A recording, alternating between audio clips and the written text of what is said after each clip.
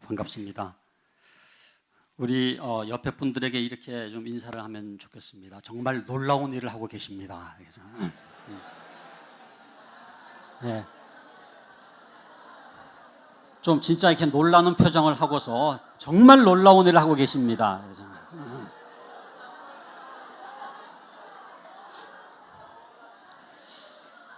여러분들이 지금 그 하고 계신 일에 그 내적 가치를 깨달았으면 좋겠어요. 정말 내가 하고 있는 일이 겉으로 볼 때는 사소한 것처럼 보이고 또 어떨 때는 좀 초라하게 보일지라도 내가 하고 있는 일의 그 내적인 가치를 깨닫고 정말 밭에 감추인 보화를 발견한 농부처럼 다른 사람은 그 기쁨을 이해하지 못한다고 할지라도 여러분들은 자긍심을 갖고 그렇게 이번 한 해도 화이팅 할 수 있기를 바랍니다. 한 영혼을 변화시키는 생명을 살리는 일이지 않습니까? 특별히 또 2018년도까지만 하고 이제 은퇴하시려고 하다가 이번 한 해 또 이렇게 섬기기로 해주셔서 감사를 드립니다. 그래도 이제 올해까지는 하시고 그만두시든지 하셔야 되지 않겠습니까?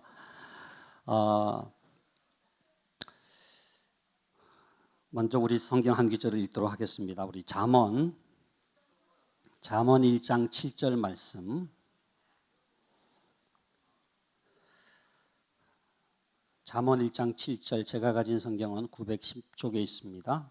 잠언 1장 7절 같이 한번 함께 읽겠습니다. 여호와를 경외하는 것이 지식의 근본이거늘 미련한 자는 지혜와 훈계를 멸시하느니라. 아멘. 우리가 지금 동안교회 지금 교사 부흥회로 또 이렇게 모였습니다마는 정말로 우리가 기독교 교육을 하고 있는가? 동안교회 지금 다음 세대들을 우리가 맡아서 양육을 하고 있는데 우리가 정말 하나님께서 원하시는 그런 교육을 하고 있는가? 저는 오늘 조금 근본적인 질문을 던지면서 말씀을 어떻게 잘 가르칠 것인가의 문제가 아니라 정말 우리가 말씀 교육을 하고 있는가 하는 점에서 함께 생각을 하기를 원합니다. 그래서 오늘 제가 이렇게 부흥의 메시지지만 말씀을 드리고 나중에 좀 여기 보니까 질의응답 시간도 있던데 여러분들 혹시 질문하시고 싶은 게 있으면은 또 할 수 있는 시간을 좀 가지면은 좋을 것 같아요.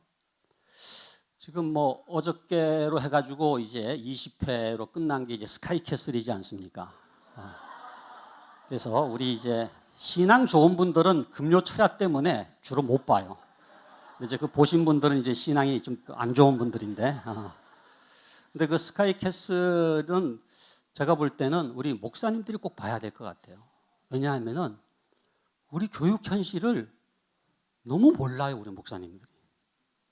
진짜로 그게 100% 진실은 아니라고 하더라도 70%다 여러 가지 얘기가 있지만 지금의 아이들이 처한 교육 현실을 나름대로 굉장히 적나라하게 저는 묘사해주고 있다고 생각을 합니다.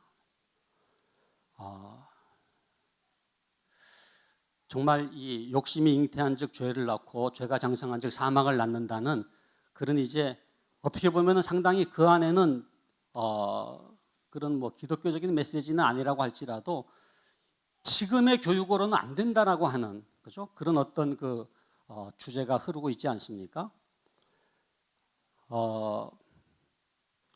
중앙일보에서 그 스카이캐슬에 대해서 이렇게 비평적인 이제 그런 그 글을 이렇게 쭉 시리즈로 연재한 글을 봤는데 그 중에 그런 내용이 있어요.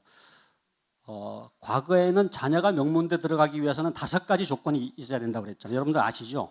뭡니까? 할아버지의 재력, 당대의 재력 가지고는 안 되고 할아버지 재력이 있어야 되고, 두 번째가 자녀의 체력이 버텨줘야 되고, 세 번째가 아빠의 뭡니까? 아빠의 무관심. 아빠는 관심을 이제 꺼야 된다는 거예요. 제가 지난 그 작년 수능일 날 카톡을 하나 받았는데 어떤 이제 아빠가 자기 아들에게 이제 응원의 메시지를 보낸 거예요. 오늘 수능 당일인데 그동안 공부한 것을 남김없이 발휘하면 좋겠다. 그러나 실수를 하더라도 절대 포기하지 말아라. 인생은 한 번의 실수로 끝나는 게 아니야. 다시 기회가 있단다. 그러면서 아빠가 너를 응원한다. 화이팅! 그러면서 너를 사랑하는 아빠가 이렇게 이제 보냈어요. 그때는 밑에 답신이 왔는데 뭐라고 왔느냐 하면은 아빠 나 고2잖아. 그래서 아빠 나 이게 지금 한국의 아빠의 실상이거든요. 뭐 마음 잡고 이제 뭔가 응원을 했는데 잘못 짚은 거죠. 한 해 이제 일찍 보낸 겁니다. 예, 그래서 근데 아무튼 그렇게 아빠가 무관심을 해줘야 이제 네 번째가 뭡니까? 엄마의 정보력. 엄마가 이제 정보를 갖고 이제 아이를 이제 제대로 입시 준비를 시킨다는 것이고, 마지막 다섯 번째가 뭡니까? 도우미 아줌마의 충성심이에요. 도우미 아줌마의 충성심. 도우미 아줌마가 안 계신 분들은 이게 안 된다는 거죠. 근데 그러면서 이제 이게 이제 바뀌어야 된다 그러면서 이제 할머니의 기획력이 있어요. 할머니의 기획력. 할머니가 이제 3대에 걸쳐서 서울의대 들어가기 위해서는 아예 딱 기획을 해가지고 며느리감을 얻을 때부터 그렇게 교육할 수 있는 며느리를 이제 얻어야 되는 거죠. 우리 애가 서울의대 들어가지 않을 때까지는 그 손주 얘기죠. 너는 내 며느리가 아니다. 이제 그렇게 얘기하는 대사가 나오지 않습니까? 그러면서 아빠의 무관심이 아니라 이제 아빠의 이제 인맥 관리 이제 그런 얘기를 하죠. 입시 코디를 이렇게 연결해서 소개받을 수 있을 정도의 인맥이 있어야 된다. 근데 여러분,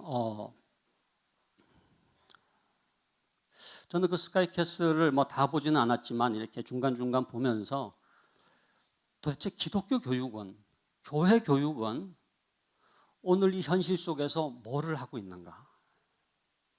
그게 이제 윤권사님이라고 나와요. 윤권사. 정혜리가 이제 윤권사님인데, 그분이 권사님이라고 또 불리움을 받더라고요. 근데 그 권사라는 건 아무 의미가 없어요. 그러니까 오늘날 교회라고 하는 게 스카이캐슬 같은 일반 교육의 이런 입시 위주의 이러한 교육 속에 완전히 그냥 파묻혀가지고 그냥 같이 돌아가는 게 아닌가. 여러분, 기독교 교육은 대안적 교육이 돼야 됩니다. 정말로 하나님이 원하시는 교육을 선포하고 왜곡되고 잘못된 교육에 대해서 아니라고 얘기하면서 너는 이렇게 살아야 되라고 새로운 대안적 가치관에 입각한 대안적 교육을 제시할 수 있고, 그래서 우리가 키우는 이 동안교회 다음 세대들은 하나님 나라의 일꾼으로 자라가야 되잖아요. 스카이캐슬이라고 하는 마이 킹덤이 아니라 정말 가스 킹덤, 킹덤 오브 갓, 하나님의 나라의 일꾼으로 자라가게 해야 되는데 과연 우리가 그 일을 제대로 하고 있는가?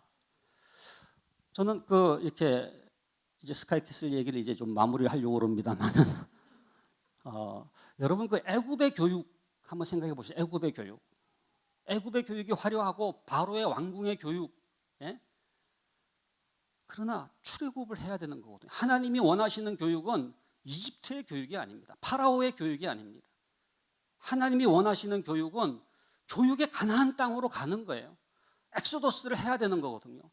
여러분, 기독교 교육이라고 하는 것은, 교회 교육이라고 하는 것은, 주일학교 교육이라고 하는 것은 어떻게 해서든지 애굽의 교육으로부터 그 아이를 출애굽시켜서 하나님의 교육으로 안내하는 역할을 해야 되는 거거든요. 그러니까 저는 이 한국 교회 지금 위기는 딴 게 아니라고 생각해요. 뭐 교회 학교 침체를 얘기하고, 동안교회는 사실은 지금 좀 예외적인 교회이기 때문에 저는 동안교회 제일 무서운 적은 교만이라고 생각해요. 너무 이제 주일학교 아이들이 이제 가만히 있어도 늘어나니까, 가만히 있는 건 아니지만 열심히 수고했습니다만은 그런데 숫자가 아닙니다. 숫자가 늘었다고 교육을 성공하고 있는 게 아니에요. 제가 한 번은 중학생을 상담을 했는데 중3 아이인데 저한테 와가지고 주일 아침마다 이상한 추상적인 집단 속에 들어가는 것 같다 그러면 자기 교회 중등부 얘기를 하더라고요. 동안교회는 아니었습니다만은 그 아이가 뭐라 그러냐 하면은 중등부에 가면은 전도사님이 이렇게 반가 해서 굉장히 반가워한다는 거예요. 근데 그걸로 끝이라는 거예요. 자기는 지금 자살 충동을 느끼고 있는데 학교에서 그 학업 때문에, 입시 문제 때문에 정말 내가 죽을까 말까를 고민하고 있는데 그 전도사님은 한 명 출석했기 때문에 그걸로 끝인 거예요. 또 다른 아이를 향해서 반가 한다는 거예요. 그 아이가 저한테 하는 말이 뭐냐 하면 우리 교회 중등부 전도사님은 중등부가 부흥하는 건 원하지만 자기는 사랑하지 않는다 그러더라고요. 저는 그게 뭔지 이해가 돼요. 우리 교회 중등부 전도사님은 중등부가 부흥하는 건 원하지만 자기는 사랑하지 않는다. 중등부가 부흥해서 어쩌겠다는 거예요. 중등부가 배가가 됐어요. 그래서 어쩌겠다는 거예요. 누구를 위한 부흥입니까? 그 아이는 지금 자살 충동을 느끼고 있고 피폐해져 가고 있고 영혼이 지금 죽어져 가고 있는데 숫자가 늘었다고 하는 게 결코 성공적인 기독교 교육을 보장해 주질 않아요. 저는 그 아이를 볼 때 딱 제 중등부 교육전도사 시절이 생각났어요. 상도동 어느 교회 제가 중등부 교육전도사를 했었는데 주일 이제 저녁 예배까지 끝나면 이제 담임 목사님 방 가가지고 이제 숫자를 보고를 하는 거예요. 그러면 이제 고등부하고도 비교되고 전임자하고도 비교되고, 그래가지고 뭐 늘어났으면 칭찬도 받고 그러니까 저는 이제 어떻게든지 숫자를 늘리려고 교회 앞에 지나가는데도 너 교회 뜰을 밟았어. 너도 출석이야 해가지고 올릴 수 있는 애 다 올려가지고 이게 해가지고 보고를 했던 기억이 나기 때문에 그 말이 이해가 되더라고요. 여러분, 그래서 그런 얘기가 있어요. 교육전도사님하고 부장 집사님하고 공통점과 차이점이 있는데 공통점은 뭡니까? 숫자를 센다는 건데 전도사님은 앞에서 세시고 부장님은 뒤에서 세시고 담임 목사님은 서면으로 세시고 숫자가 아닙니다. 저는 퀄리티에 있어서 정체성에 있어서 우리가 지금 무슨 일을 하고 있는가? 교회학교 교사라고 하는 게 뭐냐? 주일학교라고 하는 게 뭐냐? 기독교 교육이라고 하는 게 뭐냐? 라고 할 때 스카이캐슬 얘기했습니다만 이런 세속의 교육에 대한 대안적 교육이 돼야 되겠는데 어떻게 우리가 그 사명을 감당하고 있고 감당해야 하겠는가? 지금 아이들이 지금 교회 와서 새로운 가치관으로 하나님 나라의 가치관으로 이렇게 변화되고 있는 건지 아니면 거대한 애굽의 교육을 우리가 그냥 옆에서 그냥 서비스하는 식으로 그냥 이렇게 그저 땀을 닦아주는 정도로 그렇게 거대한 톱니바퀴에 묻혀서 돌아가고 있는 것인지 저는 그런 점에서 하나님이 원하시는 교육에 대한 확고한 정체성을 갖는 게 제일 중요한 것 같아요. 로마서 12장 2절을 여러분들이 다 외우시잖아요. 너희는 이 세대를 본받지 말고 오직 마음을 새롭게 함으로 변화를 받아 하나님의 선하시고 기뻐하시고 온전하신 뜻이 무엇인지 분별하도록 하라. 이거를 교육적인 용어로 번역을 해보면 이렇게 됩니다. 너희는 이 세대의 교육을 본받지 말고 그러니까 이 세상의 교육을 본받지 말고 스카이캐슬이 됐던 입시 위주의 교육이 됐던 너희는 이 세상의 교육을 본받지 말고 마음을 새롭게 함으로 이게 이제 우리가 해야 될 일입니다. 우리 부모가 됐든 아이가 됐든 그들의 마음을 새롭게 함으로 변화를 받게 해야 되는 거예요. 그 다음 뭐예요? 하나님의 선하시고 기뻐하시고 온전하신 뜻이 무엇인지 분별하도록 하라. 이게 뭐예요? 하나님의 선하시고 기뻐하시고 온전하신 교육을 사모하게 하라는 거예요. 그 교육을 분별해서 그 교육을 시키라는 거거든요. 여기에 선하시고 기뻐하시고 온전하심이라는 말이 저는 굉장히 중요하다고 생각합니다. 그게 뭐냐면 하나님의 교육은 세상의 교육과 달리 애굽의 교육과 달리 스카이캐슬의 교육과 달리 이 교육이야말로 선하고 기쁘고 온전한 교육이라고 하는 거거든요. 왜? 영혼의 관점에서 진정한 진리요, 진정한 가치를 갖고 있지 않습니까?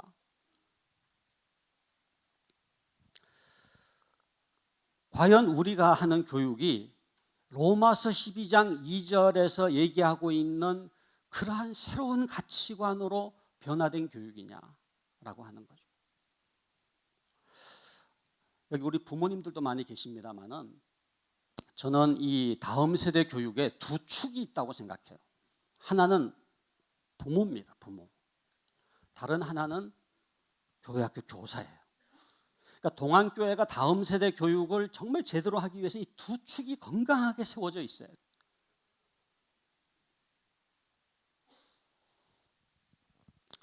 이 지금 한 축에 대해서는 제가 오늘 말씀을 많이 못 드리겠습니다만 이 부모를 세우는 일도 굉장히 중요한 교회학교의 사명입니다. 그러니까 여러분들이 아이만 가르친다고 생각하면은 그건 진정으로 그 아이를 위한 이 복음적 영향력을 제대로 끼칠 수가 없어요. 왜? 부모가 가정에서 자녀를 믿음으로 양육하는 것 없이 168대 1 가지고는 안 되거든요. 168분의 1이라고 하는 게 뭔지 아시죠? 한 주의 시간 숫자가 168이잖아요. 24시간 곱하기 7 하면은 4, 7이 28, 2, 7이 14 해가지고 168시간이잖아요.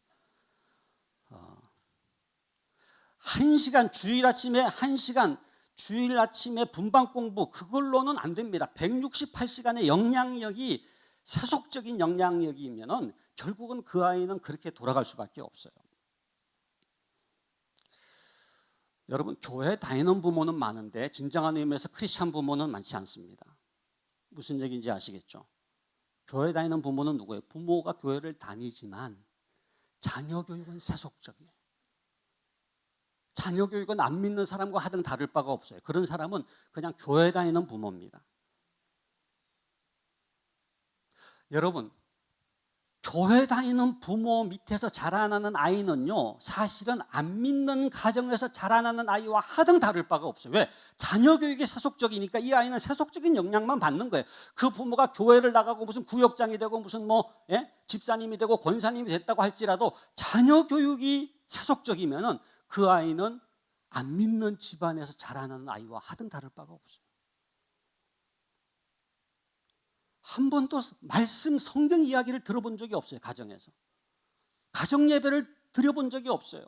늘 하는 말은 왜 학원 안 갔느냐, 너 그래가지고 무슨 대학 들어갈래, 네가 땅을 파봐라 돈이 나오냐, 그런 얘기는 많이 들었는데 신앙 얘기를 하는 거예요. 부모님이 교회를 다니지만 자녀 교육에 있어서는 너무나 세속적인 안 믿는 가정하고 하등 다를 바가 없는 그런 가정에서 자라나는 아이는 불신자 가정에서 자라는 아이와 하등 다를 바가 없다는 거예요.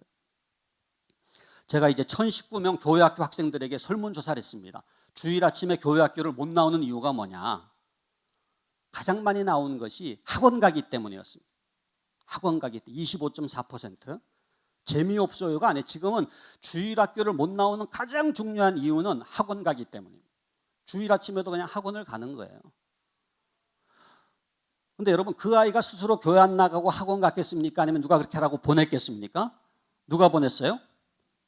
부모가가 아니에요. 엄마가 합니다. 엄마가. 아빠는 그런 식으로 하냐? 아빠는 네가 알아서 해라 이렇게 얘기를 하죠. 엄마가 보낸 거예요. 그래서 저희가 이제 엄마를 추적해봤어요. 어떤 엄마가 보니까 집사님들이시더라고요. 권사님도 계셨어요. 그런데 주일 아침에 학원을 보낸 거예요. 물론 그 엄마는 중간고사 기간이니까 기말고사 기간이니까 너 오늘만큼은 학원 가면 안 되겠네라고 말했겠지만 그 아이는 뭐를 배운지 아세요? 신앙은 여차하면 제껴도 되는구나라고 하는 걸 배웠다는 거예요. 예배보다 더 중요한 게 있구나, 하나님보다 더 중요한 게 있구나, 말씀보다 더 중요한 게 있구나라고 하는 걸 배운 거예요. 여러분 신앙은 우선순위입니다. 신앙의 가장 중요한 정체성이 있다면 그거는 우선순위예요. 먼저 그의 나라와 그의 의를 구하는, 먼저 하나님이에요. 근데 이 아이는 지금 우선순위가 완전히 깨진 거예요. 뒤죽박죽된 거예요. 저는 주일 성수라고 하는 게요, 주일날 교회 학교 나와가지고 많은 거를 배우기 때문에 중요하다기보다는 주일을 성수하는 것 자체가 굉장히 중요한 기독교 교육입니다. 왜? 우선순위를 배우니까. 주일에는 무슨 일이 있어도 예배를 드리는 그 우선순위가 뭡니까? 그게 하나님, 제일주의, 신본주의, 하나님 중심적인 삶을 살아가는 가치관을 심어주는 거잖아요. 그 아이는 그게 깨진 거예요. 저는 어떤 점에서 지금 교회 학교의 침체는요, 부메랑이 돼서 돌아오는 거라고 생각해요. 부메랑. 여러분 부메랑 아시죠? 이렇게 던지면은 빙글빙글빙글 돌다가 이렇게 돌아오는 거 있잖아요. 정말로 부모님이 원했던 것은 신앙교육이 아니에요. 그냥 명문대 입학이지. 그러니까 교회를 떠나는 거는 어쩌면 예견된 일이었어요. 왜? 부모가 진짜 원하는 게 아니었기 때문에. 여러분 히브리서 11장 1절에 보면은 믿음은 바라는 것들의 실상이요 보지 못하는 것들의 증거니라 그랬잖아요. 믿음이 뭔지 아세요? 그 사람이 진짜 바라는 겁니다. 겉으로 말하는 게 아니라 내면에서 진짜 바라는 게 그 사람의 믿음이에요. 그러니까 우리가 교회를 다니고 집사님이고 권사님이라고 하더라도 진짜 자녀에 대해서 내가 바라는 게 뭐냐, 그게 믿음인데 그게 신앙이 아니더라는 거예요. 그냥 스카이캐슬에서 나오는 뭐 서울의대가 됐던 법대가 됐던, 예? 명문대가 됐던 아이비리그가 됐던 그거였죠. 그거였죠. 그러니까 지금 한국 교회의 문제는 뭐냐 하면은 전문 직종에 있는 부모님들이 또 뭐 공부, 특히 동안교회는 굉장히 지적인 교회 아닙니까?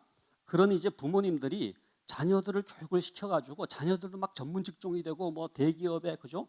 이러한 들어가고 뭐 변호사도 되고 의사도 되고 그런데 교회를 안 다녀요.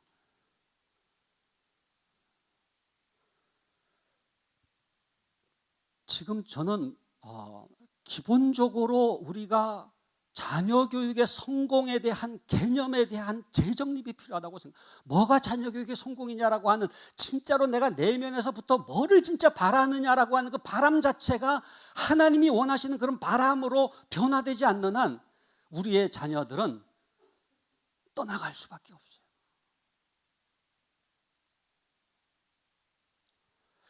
그래서 교회에 다니는 부모가 아니라 진정한 크리스찬 부모가 되기 위해서는 두 번의 거듭남이 필요해요.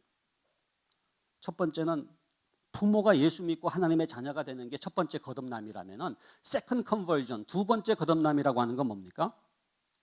자녀 교육이 거듭나요. 자녀 교육에서 예수를 믿어야 돼요. 안 믿어요. 부모가 교회를 다니고 부모는 예수를 믿지만 자녀 교육이 거듭나질 않았어. 자녀 교육에서 예수를 안 믿어. 자녀 교육이 세속적이야. 그럼 어떻게 됩니까? 그러면 그 아이들은 파라오의 교육, 애굽의 교육, 스카이캐슬의 교육에 그냥 파묻혀 있는 거예요.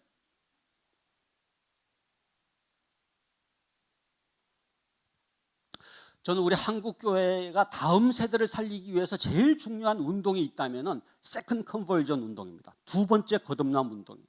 그러니까 내가 교회를 다니는 것이 아니라 교육적 회심이 일어나요. 자녀 교육에서 컨버전이 일어나야 돼요. 저는 이건 교사도 마찬가지예요. 여러분들이 교사로 임명받고 5년, 10년 됐다고 할지라도 진짜로 내가 크리스찬 교사로서 기독교적 가치관을 가진 교사로서의 회심이 일어나지 않으면은 여러분들은 그냥 주일학교 교사라고 하지만 사실은 세속적 가치관으로 아이들을 가르치고 있을 수밖에 없다는 거죠.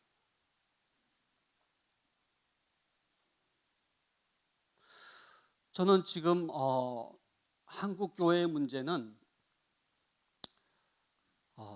정체성의 문제다. 진짜로 우리가 하나님의 사람을 키우고 있는가? 주일학교의 문제는 뭐 시설이나 무슨 뭐 교사 충원이나 뭐 그게 아니라, 제가 뭐 GPL 교재, 우리 교단 교재를 개발하는 또 책임을 맡아서 6년 동안 개발도 했지만 공과책 그것도 아니에요. 결정적으로 중요한 거는 진짜 내가 하나님의 기준으로 하나님의 교육이라고 하는 것이 뭔지를 알고 그걸 사모하면서 하나님, 정말로 이 아이들이 하나님 나라의 자녀가 되기를 원합니다.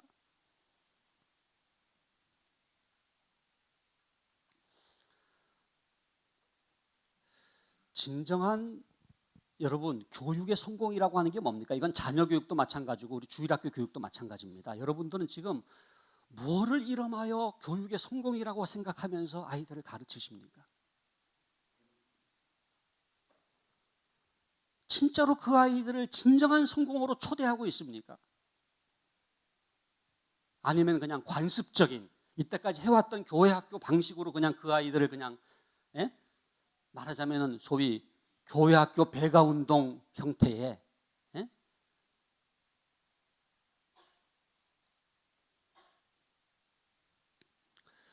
진정한 성공은 영혼의 관점에서 판단해야 돼요. 저는 이렇게 생각합니다. 진짜 자녀 교육의 성공은요, 천국 가서 후회하지 않는 자녀 교육. 지금 당장 아이고 어떻게 그 학교 보냈어요? 비결을 좀 가르쳐 주세요. 지금 당장 사람들로부터 인정받고 칭찬받는 그 교육이 성공이 아니에요. 그건 일시적이에요. 잠시예요. 영원하지가 않아요. 요즘에 자녀가 서울대 다니는 엄마는요, 무슨 우리 애가 서울대 다닌다 이렇게 얘기하는 사람 아무도 없어요. 관악산에 개나리가 폈더라 이렇게 얘기하죠. 그럼 이제 알아들어야 돼요. 2호선이 왜 이렇게 복잡해졌어? 당장은 과시를 하고 뻐길 수 있을지 몰라도요, 그건 영원한 게 아니에요. 여러분 천국의 실종자 가족에 대해서 묵상해 보신 적이 있습니까? 지금도 세월호 미수습자가 아직 여러분이 남아 계십니다만은 그 실종자 가족처럼 가슴 아픈 사람들이 없잖아요. 시신을 찾은 사람이 그렇게 부러울 수가 없다는 것 아닙니까? 근데 천국의 실종자 가족은 누구냐 하면은 우리들이 먼저 천국에 왔어요. 우리 부모들이 먼저 천국에 갔어요. 그 아이가 올 때가 됐는데 오지 않는 자기 아이를 기다리는 천국의 실종자 가족에 대해서 묵상해 보신 적이 있습니까? 자기는 학원도 보내고 과외도 시켜가지고 명문대 입학시켰기 때문에 자녀 교육만큼은 성공한 줄 알았는데 그게 성공이 아니라고 하는 것을 처절하게 깨닫는 장소가 어디예요? 그게 천국일 수 있다는 거예요. 천국에서 비로소 내가 했던 교육이 영원한 교육이 아니었구나라고 하는 걸 깨닫는 거예요. 나름대로는 열심히 자녀를 사랑하고 교육한다고 했는데 그게 영원한 것이 아니었다라고 하는 걸 깨닫는 거예요. 이건 교회학교 교사도 마찬가지입니다. 우리가 하는 교육이 여러분들이 얼마나 지금 수고하십니까? 아까 이렇게 우리 교육자님들도 너무 수고하시는 것 같아요. 제가 아까 이렇게 분위기가 홍대에 있는 어떤 클럽 같은 분위기더라고요. 근데 무엇을 위한 수고입니까? 진짜 우리가 제대로 된 기독교 교육을 하고 있습니까?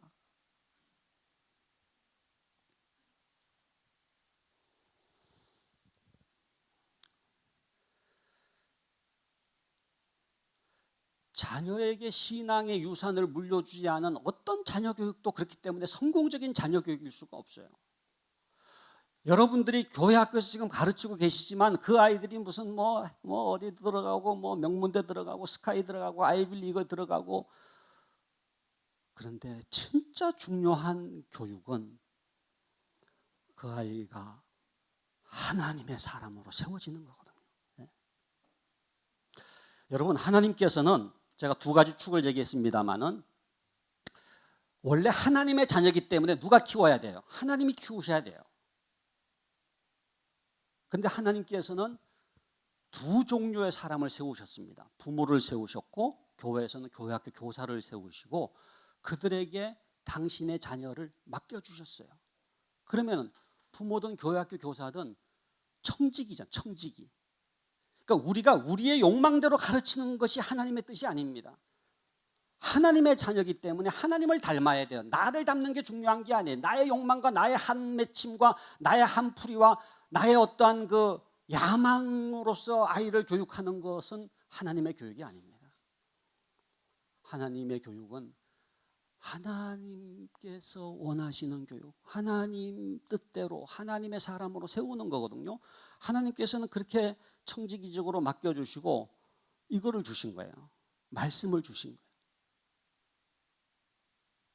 저는 우리 김영준 목사님께서 지금 2019년도에 이 말씀으로 승부를 거시려고 하는 것은 너무나 저는 중요한 결단이라고 생각합니다. 우리 교육부도 우리 노 목사님 비롯해서 우리 부장장님들도 와 계십니다만은 2019년도 왜 말씀으로 승부를 거는 게 중요하냐?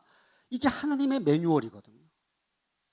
그러니까 교육이라고 하는 것은 그냥 내 뜻대로, 내 욕망대로, 내 생각대로, 내 비전대로, 내 야망대로 가르치는 게 아니에요. 그럼 부모든지 교회학교 교사든지 마찬가지예요. 우리는 청지기직이기 때문에 그 하나님의 사람을 어떻게 양육하라고 하나님께 주신 매뉴얼이 있잖아요. 그게 성경 말씀이거든요. 그러니까 말씀대로 양육하는 게 너무너무 중요해요.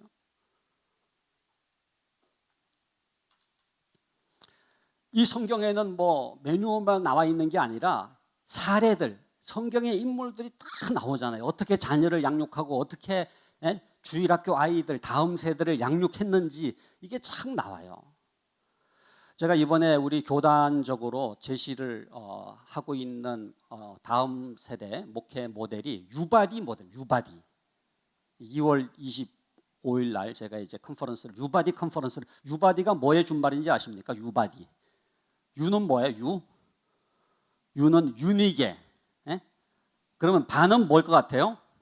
바울. 디는 뭐예요? 디모데.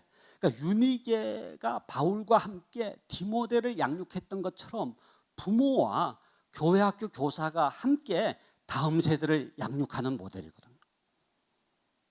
이 두 축이 살아야 된다 그랬잖아요.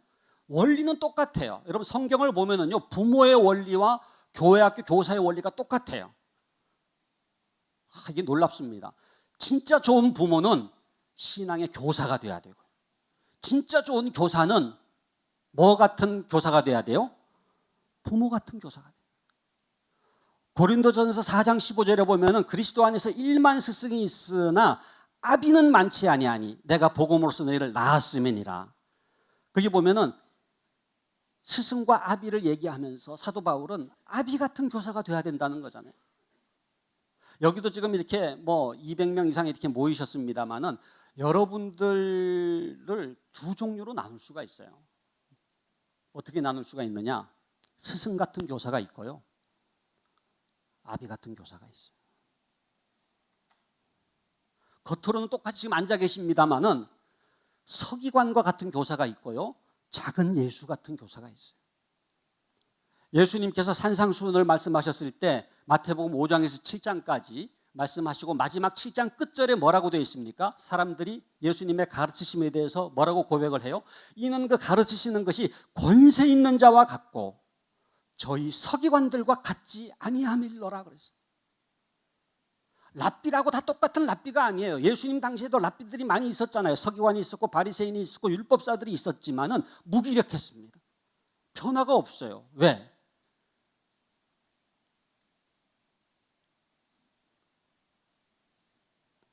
스승 같은 교사기 때문에. 야, 왔냐? 뭐 우리 진도 어디까지 나갔더라?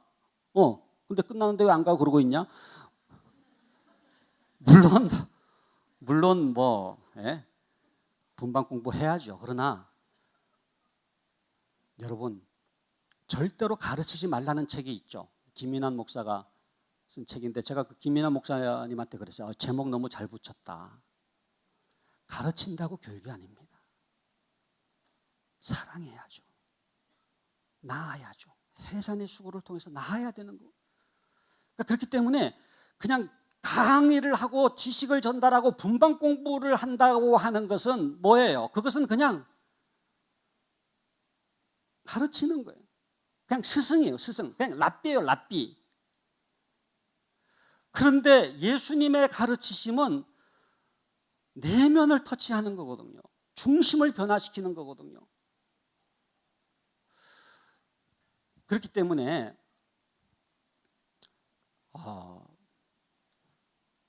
저는 말씀으로 승부를 걸어야 된다고 생각해요.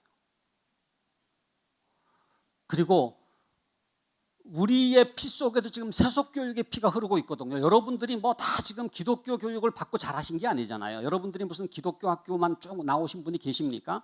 제가 한경직 목사님 보니까 기독교 학교만 쭉 나오셨더라고요. 진광소학교라고 평안도 관리에서 조그마한 교회가 세운 기독교 학교를 나오시고, 그 다음에 남강 이승훈 선생이 세운 오산학교를 나오시고, 그 다음에 숭실학교를 나오시고, 미국 가서 엠포리아 대학교 나오시고, 그 다음에 프린스톤 하시고 해서 그분은 여하튼 기독교 학교 이렇게 쭉 나오셨습니다만은 뭐 기독교 학교를 다닌다고 하더라도 지금은 뭐 미션 스쿨이라고 하는 게 별반 다르지가 않는 경우가 많이 있잖아요. 그러니까 우리의 피 속에 우리도 세속적인 가치관으로 교회학교 교사지만은 사실 우리를 주장하고 있는 정체성이라고 하는 게 세속 교육이야. 제가 오늘 그래서 말씀을 드리려고 하는 아주 핵심은 이겁니다. 진정한 교회학교 교사로서의 정체성을 회복하자. 그거는 뭐냐? 세속적인 교육이 아니라 하나님의 교육의 정체성. 그거는 뭐냐?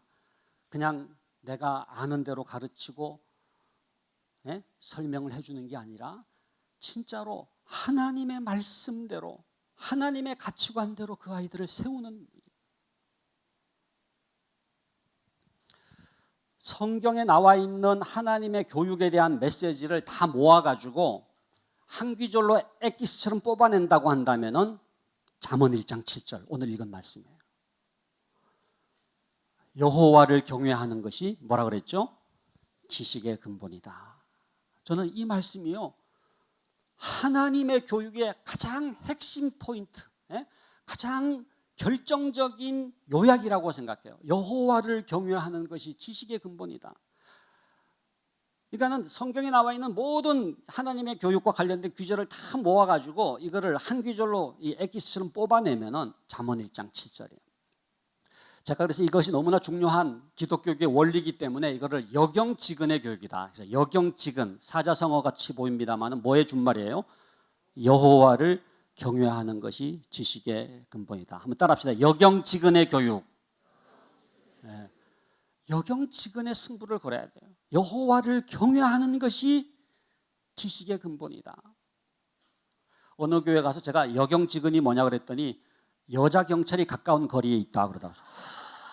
그렇게도 설명할 수 있구나 생각했는데 그게 아니고 여호와를 경외하는 것이 지식의 근본이다.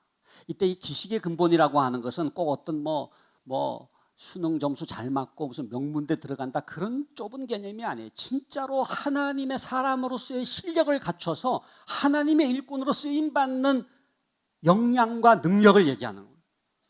그러니까 여호와를 경외하는 사람을 하나님이 쓰시는데 왜? 여호와를 경외하는 사람이 진짜 실력이 있더라는 거예요. 여러분, 성경에 나온 인물들의 공통점이 있습니다. 성경에 나온 인물들의 공통점이 뭐예요? 다 무슨 가말리엘 문화 출신이에요? 아니에요. 성경의 인물들 가운데 가말리엘 문화 출신이라고 하는 게 뭐예요? 명문대 나온 사람들의 기록이 아닙니다. 다 유태인도 아니에요. 이방인도 있었어요. 다 남자도 아니에요. 여자도 있었어요. 그런데 성경의 인물들의 공통된 특징이 있어요. 그게 뭐냐 하면은 여호와를 경외했더니 하나님이 쓰시더라 이거예요. 여호와를 경외하는 사람을 하나님이 찾으셔서 오늘 이 잠언 1장 7절 말씀처럼 여호와를 경외하는 것이 지식의 근본이거늘, 그래서 여호와를 경외하는 사람을 하나님 나라의 일꾼으로 쓰시는 거거든요. 여호와를 경외하는 것이 왜 지식의 근본이냐? 간단하게 제가 5가지로 좀 말씀을 드리면은요, 그냥 믿으면 됩니다만은 여호와를 경외하는 것이 지식의 근본이다라고 하는 이 말씀 속에 담겨져 있는 5가지 교육학적인 원리가 있어요. 첫 번째는 여호와를 경외할 때에 권위를 인정할 줄 알아요. 이 경외라고 하는 게 뭐예요? 경외. 하나님을 두려워하고 경배한다는 거예요. 하나님의 권위 앞에 무릎을 꿇는 거예요. 여러분, 우리 동안교회 다음 세대 교육에서 가장 중요한 거는요, 가정이 됐든 교회 학교가 됐든 그 아이가 하나님 앞에 무릎을 꿇는 거예요. 여호와를 경외하는 아이로 키우는 거예요. 하나님 외에는 어떤 사람도 두려워하지 않을 수 있는, 오직 하나님을 경외하고 경배하고 예배하는 그런 아이가 될 때 이 아이가요, 권위를 배웁니다. 오소리티라고 하는 걸 배워요. 저는 교육에서 가장 중요한 단어 중에 빼놓을 수 없는 단어 하나를 뽑으라고 한다면은 권위라는 단어, 권위주의는 나쁜 거지만은 오소리티라고 하는 게 얼마나 중요한지 몰라요. 교육이라고 하는 게 뭐냐면요, 물이 높은 데서 낮은 곳으로 흐르는 것처럼 교육은 권위가 있는 데서부터 흘러내리는. 그러니까 교육이 일어났다 그러면 분명히 말씀드릴 수 있는 것은 누군가의 권위를 인정했다는 얘기예요. 지금도 여러분 교육이 이루어지는 것은 제가 부족하지만 여러분들이 저의 권위를 인정해 주시기 때문에 이게 지금 물이 흐르듯 이렇게 흘러가는 거거든요. 만약 여러분 가운데 뭐 지가 뭐라고 그러면서 막 저에 대해서 이렇게 안티하면서 저항하고 있다 그러면 불행하지만 그분에게는 교육이 일어나지 않아요. 그분은 그냥 오라 그래서 온 거지. 예?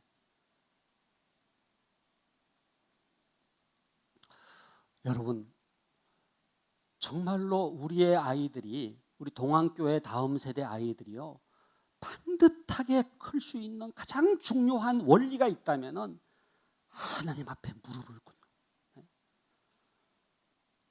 어릴 때부터 하나님을 경외하고 여호와를 경외하고 하나님을 예배하면서 하나님의 권위 앞에 무릎을 꿇을 때 이 아이에게 진정한 오소리티가 뭔지를 깨닫게 되면은요 이 아이는 반듯하게 자라게 돼요. 저는 지금 우리나라 지금 가정에서 제일 실패하고 있는 게 이 오소리티를 교육하는 데서 실패하고 있다고 생각해요. 갈린스키가 부모의 발달 단계를 얘기했는데 특별히 이 오소리티 스테이지라고 그래가지고 이 권위를 교육해야 될 가장 중요한 연령은 2살부터 5살을 얘기하거든요. 근데 조금 더 늘려서 생각하면 초등학교 들어가기 전까지 2살부터 초등학교 들어가기 전까지의 시기가 권위를 배워야 될 제일 중요한 시기라는 거예요. 2살이라고 하는 게 뭡니까? 그런 말을 하잖아요. 이때부터는 사회적 관계가 형성되기 시작해요. 그러니까 이때부터 문제가 생기잖아요. 뭐 누구를 때리기도 하고 부수기도 하고 깨트리기도 하고. 이 아이가 2살이 되면은 배워야 되는 것이 오소리티를 인정할 줄 아는. 그게 뭡니까? 사회적 관계 속에서 다른 사람에게 피해를 주지 않고 예절을 지키고 법도를 지킬 줄 아는 아이로 키우는 게 제일 중요한 과제거든요. 근데 우리나라 가정은 하나 둘 낳아가지고 곱게 키우다 보니까 0살에서 2살까지는 애착이잖아요. 이때는 엄마가 맞벌이 부부라고 하더라도 엄마가 직접적으로 그 아이를 사랑해 주는 게 너무나 중요합니다. 그런데 2살이 넘어가면은 애착만 가지고는 안 된다는 거예요. 오히려 세퍼레이션, 분리가 돼야 된다는 거예요. 여러분 자녀 교육은 2가지 용어로 설명할 수 있습니다. 애착과 분리입니다. 그러니까 애착해야 될 때 애착하고 분리해야 될 때 분리함으로써 자녀 교육이 일어나는 거거든요. 근데 2살에서부터 6살, 7살 때까지의 굉장히 중요한 것은 사랑을 물론 하지만은 그 아이에게 오소리티를 가르쳐 줘야 돼요. 때로는 훈육이라고 해요. 디스플린, 훈육을 해야 돼요. 마음이 아프지만 그러나 그 아이를 반듯하게 키우기 위해서는 그 아이가 권위를 인정할 줄 아는 아이로 키우는 게 너무나 중요한 거예요. 근데 지금은 오냐오냐 키우다 보니까 요 스테이지에서 다 지금 깨어지는 거거든요. 그러니까 스포일되고 망나니 같이 되고 천상천하 유아독존 심리학자들이 그런 증상을 이고 익스펜션이라고 해요. 자아팽창, 이고 익스펜션. 뭐 그냥 부모 우습게 생각하고 뭐 그런 아이들이 초등학교에 들어오면 어떻게 됩니까? 통제가 안 되는 거예요. 저는 지금 이제 우리 초등학교 교사들에게도 문제가 있다고 생각해요. 교대가 지금 들어가기 굉장히 어렵습니다. 범생이들만 교대 들어가는 거예요. 공부해가지고. 그래가지고 교사가 됐어요. 제가 교사들 5분을 만나가지고 물어봤습니다. 어떻게 교사가 됐습니까? 그랬더니 5명이 똑같은 대답을 했어요. 뭐라고 그랬겠습니까? 네, 엄마가 가라 그래서 갔다는 거예요. 네. 그러니까 토끼 같은 선생님, 토끼. 그런데 애들은 지금 사자 같은 애들이 올라오니까 토끼가 어떻게 사자를 키우지를 못해요.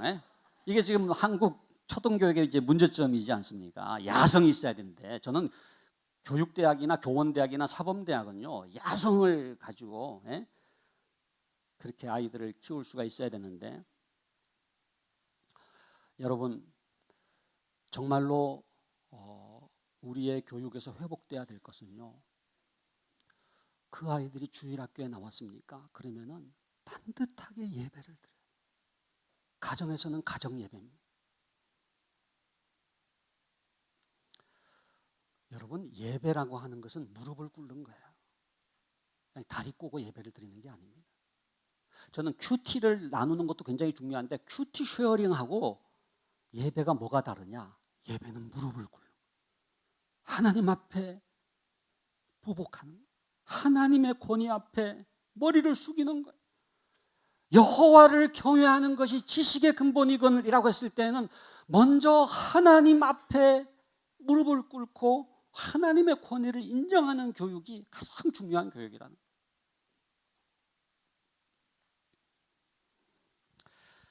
두 번째, 여호와를 경외하는 것이 지식의 근본인 이유는 여호와를 경외하는 자녀가요, 경청할 줄 알아요. 지금 여러분들이 이렇게 주일학교 교사를 하지만은 이게 통제가 안 되는 경우가 많잖아요. 집중도 못하고. 그게 뭐 가정에서의 문제일 수도 있습니다만은 기본적으로 그 아이들이 하나님을 하나님으로 인정하지를 않아서 그래요. 여호와를 경외한다라고 하는 건 뭡니까? 하나님의 말씀에 귀를 기울이는 거예요. 주여 말씀하옵소서 주의 종이 듣겠나이다. 사무엘처럼 그렇게 하나님을 하나님으로 여길 때 하나님의 말씀을 청종하게 되는 거거든요.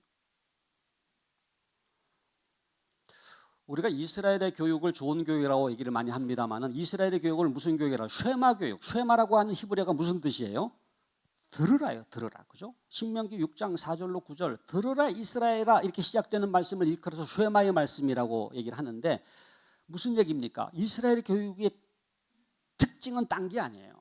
잘 듣는 교육.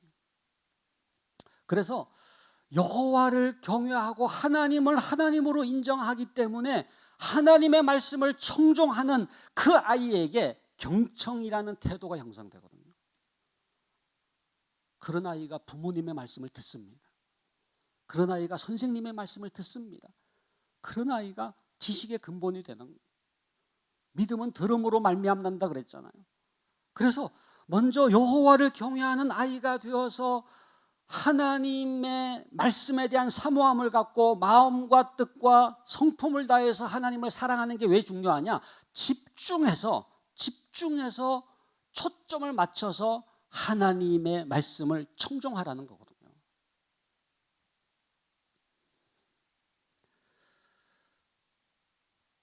지금도 여러분들이 너무나 제가 드리는 말씀을 잘 듣고 있습니다만은 여러분들 학교에서 이렇게 보면은요, 딱 저는 알 수가 있어요. 저희 장신대 뭐 여기 우리 기독교 교육과 제자들이 많이 여기 있어서 너무나 반가운데 굉장히 착실한 친구들 다 여기 왔더라고요. 예. 예. 거의 한 명도 예외 없이 동안교회는 인재 스카웃을 잘하는 교회다 그런 생각을 하는데 이 친구들 보면은 이게 잘 듣는 다 앞에 앉았던 건 아니지만 이렇게 보면 알아요. 그러면은 그런 경청하는 아이는 분명히 예언할 수가 있어요. 이 아이는 정말 진지하게 자기 인생을 살아가겠구나. 세 번째는요, 여호와를 경외하는 것이 왜 지식의 근본이냐? 여호와를 경외하는 아이에게 하나님의 성품이 형성됩니다. 그러니까 여호와를 경외한다고 하는 것은 신앙적인 것 같지만은 성품적 변화가 일어나. 반듯하게 큰다 그랬잖아요. 그러니까 여호와를 경외할 때에 하나님의 성품이 형성되는데 성실할 수가 있고요. 책임감이 생기고 충성스러울 수가 있어요. 이게 성령의 9가지 열매를 생각하셔도 되는데 여호와를 경외할 때 신앙적인 행위로 끝나는 게 아니라 성품의 열매가 맺히는 거예요.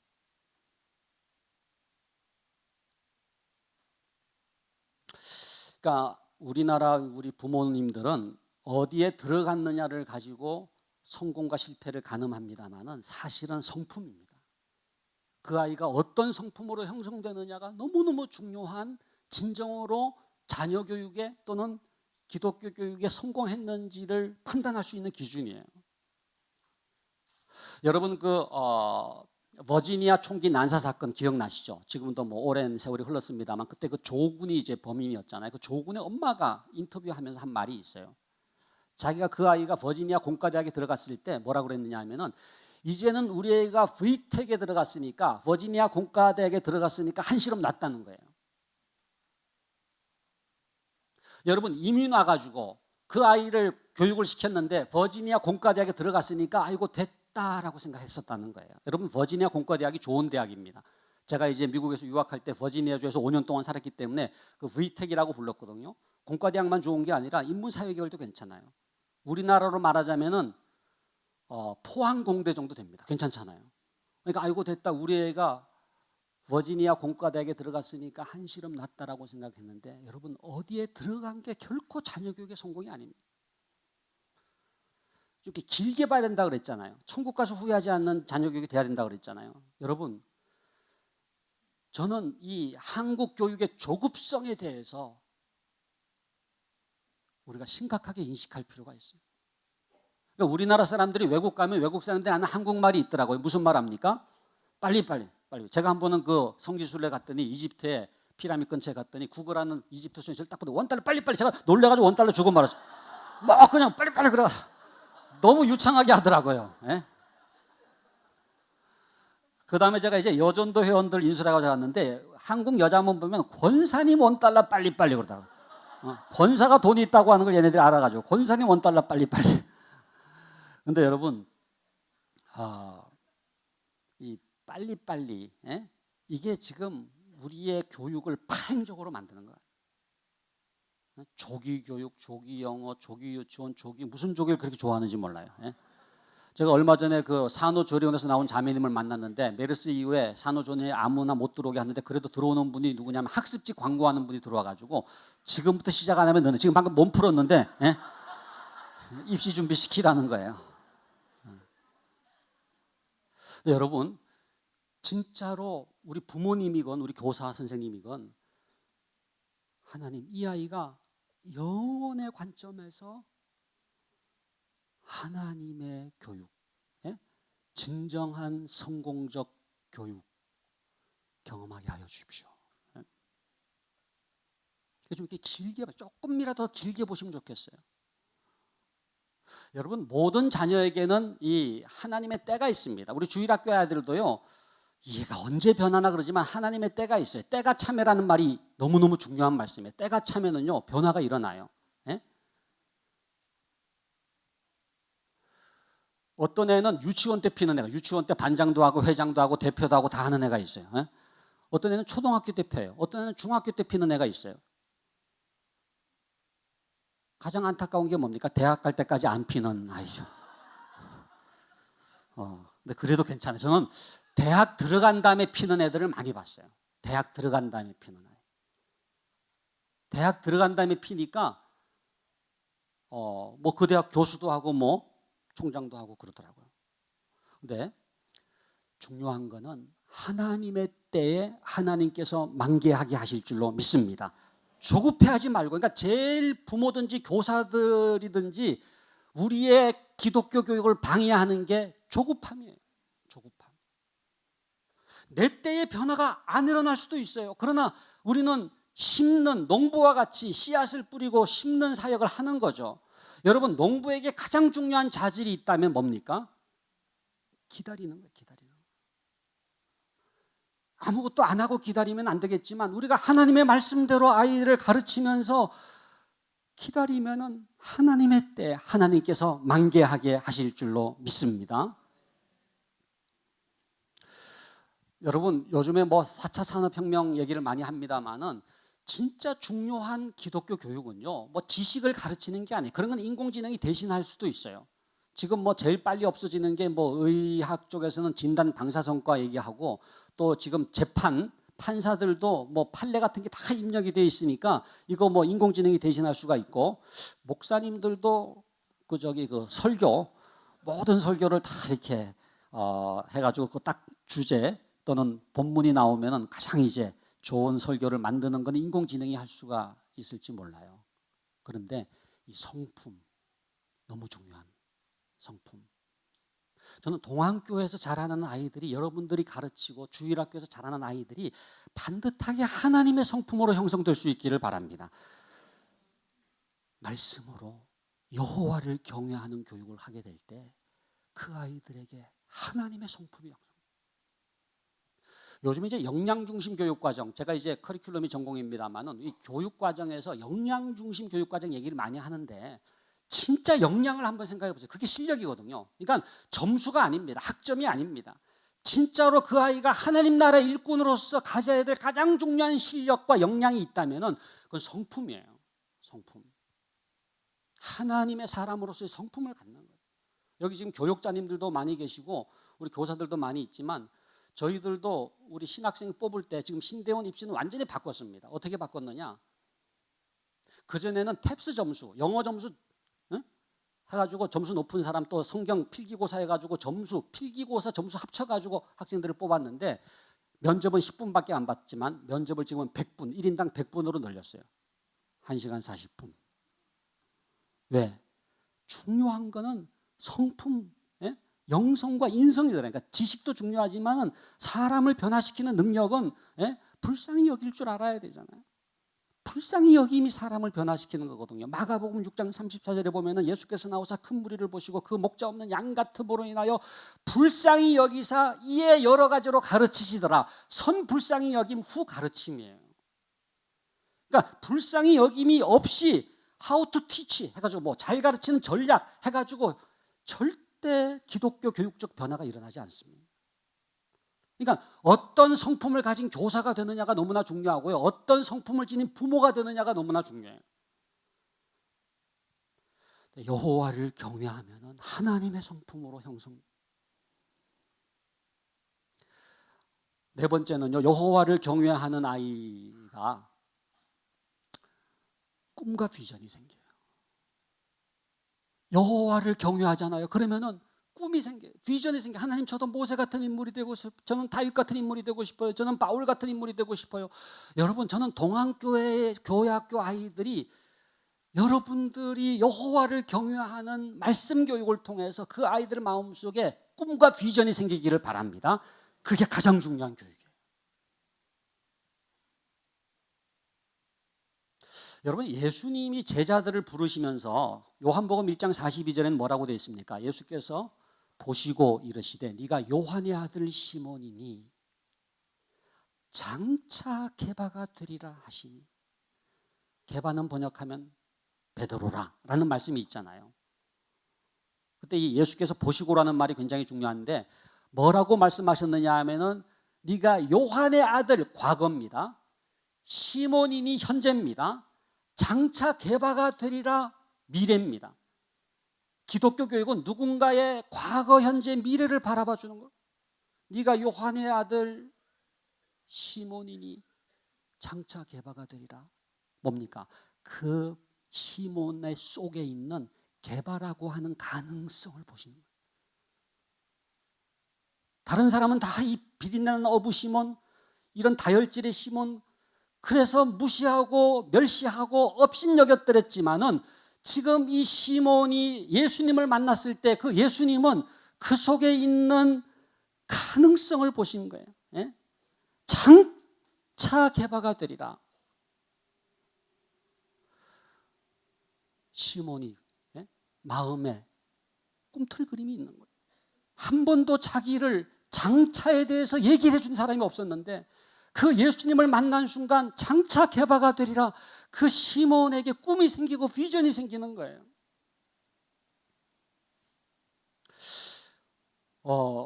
여러분들, 제가 이렇게 아이들에게, 우리 입학하는 이제 신입생들에게 묻는 질문이 있거든요. 너의 삶에 가장 영향을 끼친 사람이 누구냐 물으면은 제일 많이 나오는 분은 이제 엄마입니다. 엄마. 아빠가 아니고 엄마예요. 왜 아빠가 아닌가 생각했더니 엄마가 불쌍히 여겨주시잖아요. 그런데 두 번째로 많이 나오는 사람이 교회학교 교사예요. 교회학교 교사. 어떤 아이는 펑펑 울면서 얘기해요. 그 선생님이 안 있으면 제가 신학교 올 수 없었습니다. 제가 꼭 이름을 여쭤보죠. 그 선생님 성함이 어떻게 되냐 그러면 이름은 평범한 김영자, 김말자, 김숙자, 임애자 근데 너무 귀한 이름이잖아요. 전화라도 드리고 싶더라고요. 선생님, 이 아이가 선생님을 말했어요. 한 명, 너의 삶에 가장 영향을 끼친 사람이 누구냐라고 했을 때 선생님을 말했어요. 근데 그 선생님이 어떤 선생님이냐 하면은요, 이 아이가 주일학교를 다니면서 만났던 많은 선생님들이 있지만 이름조차 기억을 못해요. 그런데 이 선생님 만나고서 삶의 터닝 포인트가 일어나요. 꿈이 생긴 거예요. 비전이 생긴 거예요. 그 선생님의 사랑과 불쌍히 여김을 통해서 예수님의 불쌍히 여김을 경험하면서 삶의 터닝 포인트가 일어난 그 선생님, 잊을 수 없습니다.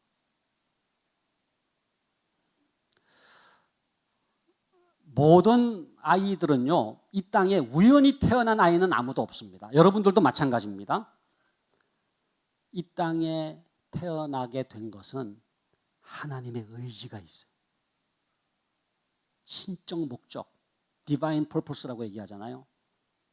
릭 워렌이 그 목적이 이끄는 삶이라고 하는 책에 보면은 신적 목적이라는 말을 쓰는데, 모든 자녀에게는, 모든 아이에게는 하나님의 신적 목적이 있다는 거예요. 우연히 태어난 게 아니라 하나님이 의지를 가지고, 비전을 가지고, 뜻을 갖고 이 땅에 보내셨다는 거예요. 이게 신적 목적이거든요. 여러분, 사형리의 일 원리 아시죠? 하나님은 당신을 향한 놀라운 계획을 갖고 계십니다. 저는 이게 굉장히 중요한, 그 요한복음 1장 42절처럼 예수님이 베드로를 보시고서 말씀하셨던 것처럼 하나님은 당신을 향한 놀라운 계획을 갖고 계십니다가 뭡니까? 네가 요한의 아들 시몬이니 장차 개바가 되리라, 이거거든요.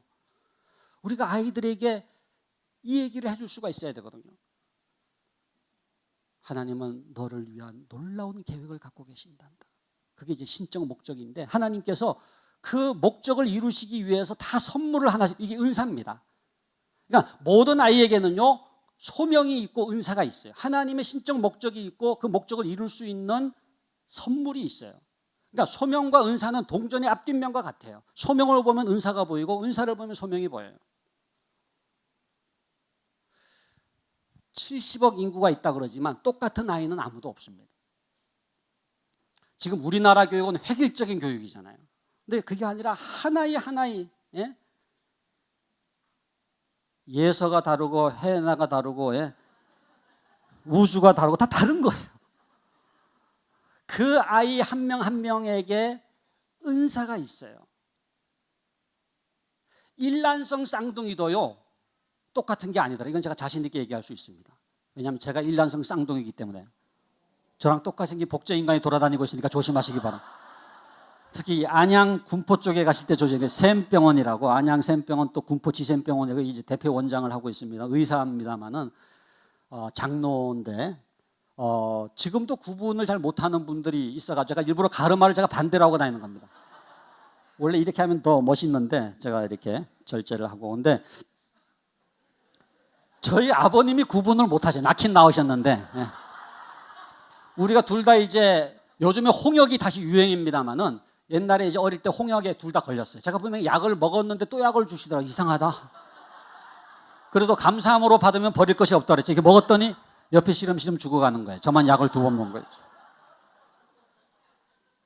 근데 이제 우리가 이제 결혼을 하면서 이제 재산을 나눠야 되잖아요. 그래서 그동안 이제 모아놓았던 이제 사진을 이렇게 분류를 하는데, 저희 어머님이 쌍둥이 앨범 그래가지고 이게 하나로만 모아놓으셨어요. 여러분, 쌍둥이 자녀가 있으면 아예 재산을 좀 나눠주세요.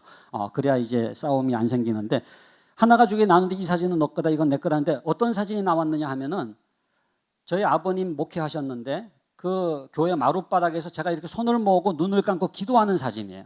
근데 옆에 이제 그 박상은 장로도 손을 모으고 눈을 뜨고 저를 쳐다보는 사진이에요. 근데 자꾸 자기가 기도하는 소년이기 때문에 이 사진 자기가 가져가야 된다는 거예요. 아니다, 전 눈 뜬 적이 없거든요. 이 기도하는 소년이 나다. 이게 실랑이가 벌어졌는데 얼굴은 똑같은데 누구는 눈 감고 기도하고 누구는 눈 뜨고 쳐다보고 있는데 서로가 기도하는 소년이 자기라 그러면서 이 소유권을 주장하는데 해결이 안 되는 거예요. 진짜 억울하더라고요. 근데 저희 교회 이제 저희 아버님 교회 정전도사님이라는 전도사님이 계셨는데, 지나가다가 그 사진을 딱 보더니 손깍지를 껴버려요. 여러분들 껴보세요. 손깍지를 껴보면 저는 이제 오른손이 올라가거든요. 오른손이 올라가면 오른손이 올라. 이분들은 저랑 같은 종족입니다. 근데 왼손이 올라가는 분도 계시죠. 왼손이 올라가는 분 한번 손 들어요. 왼손이. 이분들은 이상한 저쪽 편. 이게 다르더라고요. 일란성 쌍둥이도요. 이게 저는 너무나 자연스럽게 오른손이 왼손이 올라가려고 그러면 이게 제대로 되지도 않아요. 근데 그 박상은 장로는 얼마 전에 해봤어요. 너무 자연스럽게 왼손이 올라가더라고요. 그래가지고 제가 기도하는 소년이라는 게 입증이 됐다는 것 아닙니까? 얼마나 감사했는지 몰라요. 그 정전도사님이라는 분은 무슨 솔로몬 같은 분 같아요. 손깍지. 근데 제가 뭐를 깨달았느냐 하면은 일란성 쌍둥이도요, 손깍지가 다르다. 하나님은요, 똑같은 작품을 만드신 적이 없어요. 제가 사실 사춘기 때 좀 고민했거든요. 일란성 쌍둥이면 유전인자가 같다 그러는데 둘 다 살 필요가 있겠느냐. 그러면서 이제 네가 좌하면 내가 우하고 뭐 그런 얘기를 이제 했었는데, 살아야 돼요. 왜? 일란성 쌍둥이도요, 똑같은 작품이 아니더라고요. 그러니까 모든 아이는요, 모든 자녀는요, 독특합니다. 이게 가장 중요한 기독교 교육의 메시지예요. 동안교회 다니는 다음 세대 아이들 한 명 한 명, 여러분들도 마찬가지입니다만 비교의 대상이 아니에요. 가장 어리석은 부모가 엄친아 엄친딸하고 비교하는 거죠. 정말로 그 아이의 독특함을 주목할 수 있는 선생님을 만나는 것은 축복입니다. 12제자는 그런 선생님을 만났죠. 예수님을 만났죠. 베한야요 빌바 도마야다시가 12제자가 있습니다만은 그 12제자들을요 획일적으로 교육하신 게 아니에요. 한 명 한 명 베드로를 부르시고 요한을 부르시고 야고보를 부르시고 그 아이만의 독특한 꿈과 비전이 있고 하나님의 신적 목적이 있기 때문에 기본적으로 비교의 대상이 아니에요. 교회학교 교사에게 편애의 문제가 있잖아요. 편애.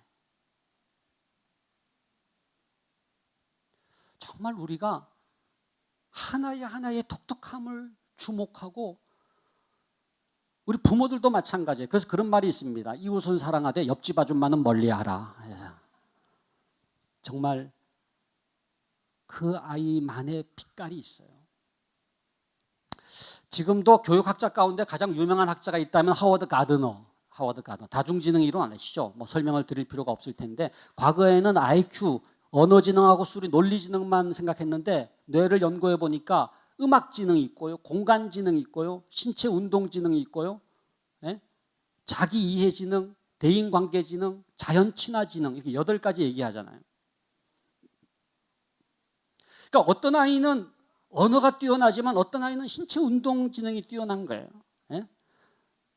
어떤 아이는 음악을 잘하지만 어떤 아이는 또 수리, 논리지능이 뛰어나고, 그래서 그 각각의 독특함을 깨닫고 그 아이만이 갖고 있는 은사에 불을 붙이는 영적 점화자가 되는 게 너무나 중요한 교사의 사명이죠. 마지막으로 5번째는 여호와를 경외하는 아이에게 통찰력이 생깁니다. 통찰력. 여호와를 경외하잖아요.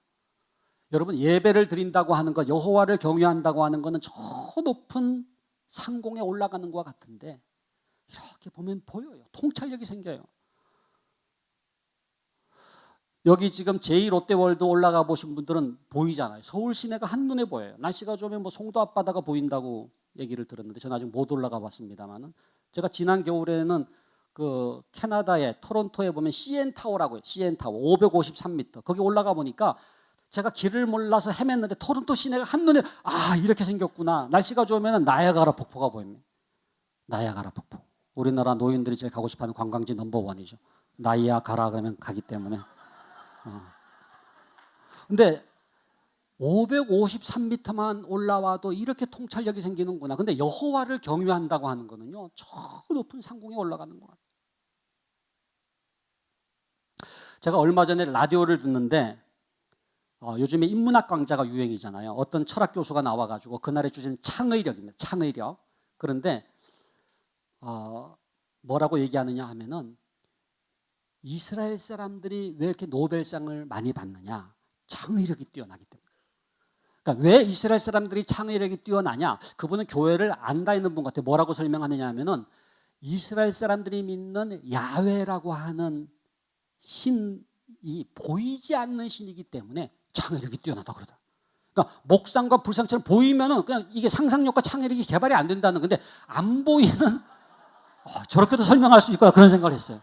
그러니까 예배를 드린다고 하는 게요, 그러니까 이분의 얘기가 뭐냐면, 이스라엘 사람들이 계속적인 예배라든지 이런 리터지라든지 이런 게 전부 다 상상력과 창의력이 개발되는 행위라는 거예요.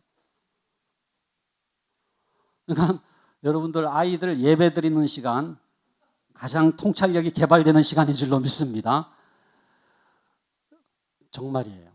그래서 제가 지금 여호와를 경외하는 것이 왜 지식의 근본인지 5가지 얘기를 했습니다만은, 첫 번째가 뭐였죠? 여호와를 경외하면은 권위를 인정할 줄 알고, 두 번째는 경청할 줄 알고, 세 번째는 하나님의 성품이 형성되고, 네 번째는 꿈과 비전이 생기고, 5번째는 통찰력이. 근데 5가지 정도가 아니에요. 정말로 여호와를 경외하는 것이 지식의 근본이거니라고 하는 말씀 속에 진짜로 여호와를 경외하는 아이가 될 수만 있다면은 하나님께서 지식의 근본 되게 하시겠다는 거거든요. 하나님이 쓰시겠다는 거거든요.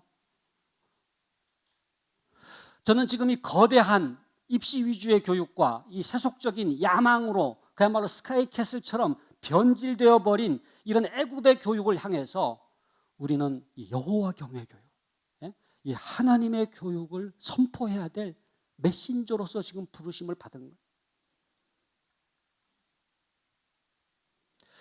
그러기 위해서는 이제 마쳐야 되겠습니다만은, 그러기 위해서는 제가 3가지로만 요약을 할게요. 3가지로. 첫 번째로는요, 말씀 교육입니다. 말씀. 말씀은 살았고 운동력이 있잖아요. 여러분, 디모데후서 3장 16절이 중요하잖아요. 모든 성경은 어떻게 돼요? 모든 성경은 하나님의 감동으로 된 것으로 교훈과 책망과 바르게 함과 의로 교육하기에 유익하니. 근데 그 앞에 귀절이 디모데후서 3장 15절이에요. 네가 어려서부터 성경을 알았나니 성경은 너로 하여금 구원에 이르는 지혜가 있게 하느니라. 여러분 잘 보세요. 네가 어려서부터 성경을 알았나니, 성경은 주어가 성경은입니다. 그 다음에 구원에 이르는 지혜가 있게 하느니라. 주어 동사를 연결하면 뭐예요? 성경이 한다는 거예요. 이게 기독교 교육입니다. 성경이 합니다. 여러분이 하는 게 아니에요. 우리는 그냥 성경을 가르쳤을 뿐인데, 성경은 너로 하여금 구원에 이르는 지혜가 있게 하고요, 성경은 하나님의 감동으로 되었기 때문에 교훈을 하고 책망을 하고 바르게 하고 의로 교육하는 거예요. 저는 우리 동안교회가 2019년도에 이 말씀으로 승부를 걸 수 있기를 바랍니다. 말씀을 교육하면 말씀이 그 아이를 변화시켜요.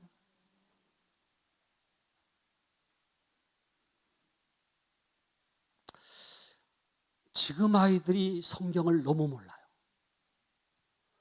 이건 뭐 가정에서도 마찬가지입니다. 가정에서도 성경 교육을 안 하고 교회에서도 성경 학교라 그러지만 성경을 안 가르치잖아요. 그런데 무조건 뭐 성경을 그냥 읽고 뭐 강의를 많이 하라는 얘기가 아니라 정말로 말씀의 능력에 우리가 먼저 사로잡혀서 하나님 정말로 말씀의 사람이 되게 하여 주셔서 이 아이들을 말씀으로 양육하게 하여 주십시오. 저는 부족하지만 성경이 하신다고 했으니까 성경이 이 아이들을 변화시키는 한 해가 되게 하여 주시옵소서. 그러기 위해서는 성경 통독, 성경 묵상, 그죠? 정독하는 것도 중요하고요.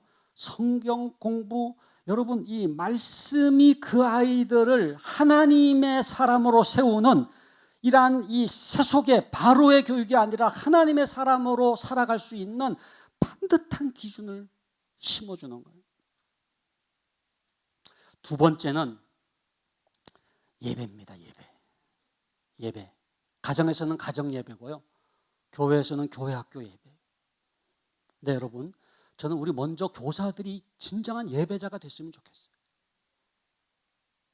예배를 보게 하려고 우리가 이렇게 돌아다니는 게 아니라 우리가 먼저 교회 학교 예배지만 내가 예배자로서 본을 보여야 되거든요.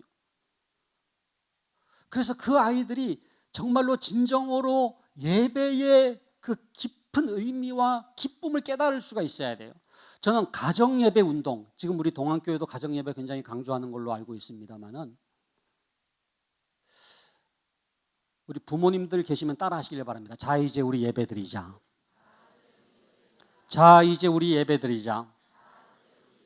저는 이게 부모들이 해야 될 가장 중요한 말이라고 생각해요.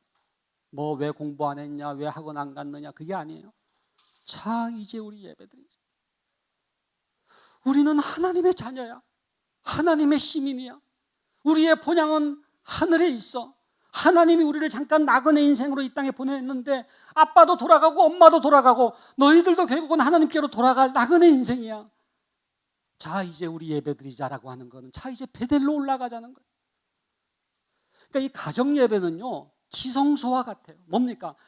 하늘과 땅이 만나는 시간이고 하나님과 인간이 만나는 시간이고 우리가 이 땅에 발을 붙이고 살지만 우리는 이 땅에 속한 사람이 아니고 하나님의 사람이라고 하는 정체성을 깨닫게 하는 시간이에요.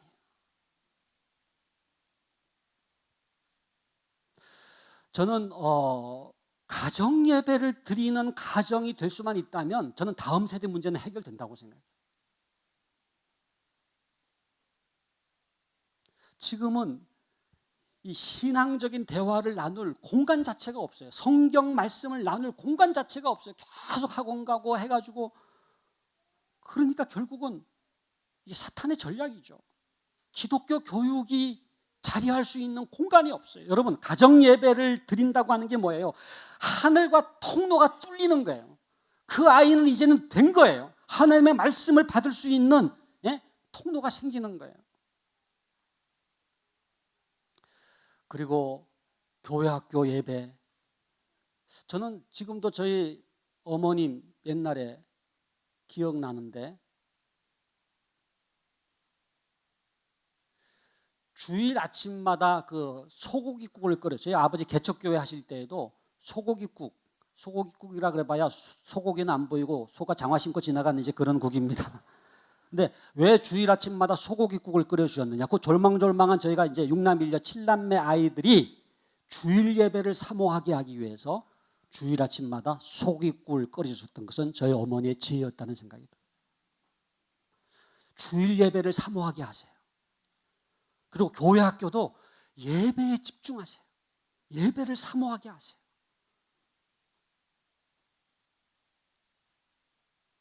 여호와를 경외하는 것이 뭔지를 배우는 시간이 될 겁니다. 그 다음에 마지막 한 가지만 더 말씀드리면은 여호와 경외 교육은 말로 되는 게 아니에요. 선생님이 먼저 여호와를 경외하는 삶을 살아야 돼요.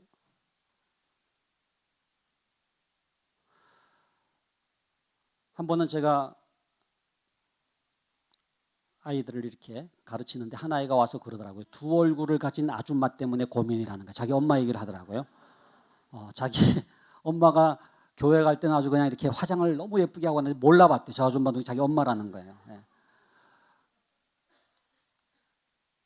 그러면서 하는 말이 집에만 오면 콱 해서 원래 모습이 나타난다 그러면서 누가 자기 엄마냐 그러더라고요. 둘 다 너네 엄마다. 근데 여러분, 어떤 모습이 진정으로 그 아이에게 영향을 끼치겠습니까? 가정에서의 모습, 평상시의 모습이거든요. 교회학교 교사도 마찬가지입니다. 여러분들이 주일 아침에 짠 하고 나타나서 뭐 20분 30분 그 아이에게 보이는 모습이 아니라 평상시에 여러분의 모습이 기독교 교육이에요. 그게 주일학교 교육이에요. 아이들이 얼마나 민감한지 몰라요. 그렇기 때문에 여호와를 경외하는 교육은 너 여호와 경외하라니까 왜 안 해라고 말하는 게 아니라 부족하지만 내가 먼저 여호와를 경외하는 삶을 살아가는 거예요. 그 뒷모습이 아이들에게 여호와를 경외하는 교육을 일으키는 거예요. 말씀을 맺겠습니다. 여러분, 정말로 이번 한 해 기독교 교육의 정체성을 회복하는 한 해가 되기를 바랍니다. 교회 학교 교사의 정체성을 회복하는 한 해가 되기를 바랍니다. 그거는 뭐냐? 여호와를 경외하는 교육. 말씀 교육으로 돌아가서 이 거대한 애굽의 파라오의 교육과 같은 이 땅의 세속적인 교육이 아니라 하나님의 교육, 하나님의 사람을 세우는 이 교육에 승부를 걸 수 있는 우리 모두가 될 수 있기를 간절히 바랍니다. 기도하겠습니다. 아버지 하나님 감사합니다. 이렇게 귀한 분들을 주께서 교회학교 교사로 세우시고 이 한 해도 사명 주신 것 감사를 드립니다. 어떻게 이 아이들을 교육해야 되겠습니까? 주님, 우리의 경험과 우리의 지식과 우리의 욕망대로가 아니라 하나님의 말씀대로 양육하게 하여 주시옵소서. 여호와를 경외하는 것이 지식의 근본이라고 말씀해 주셨사오니 이 역영지근의 교육이 이루어지게 하여 주시옵소서. 그래서 이 안에는 말씀이 살아서 역사하는 한 해가 되어서 말씀이 교육하는 우리 동안교회 교회학교가 되게 하여 주시옵소서. 예수님 이름으로 기도하옵나이다. 아멘. 네, 감사합니다.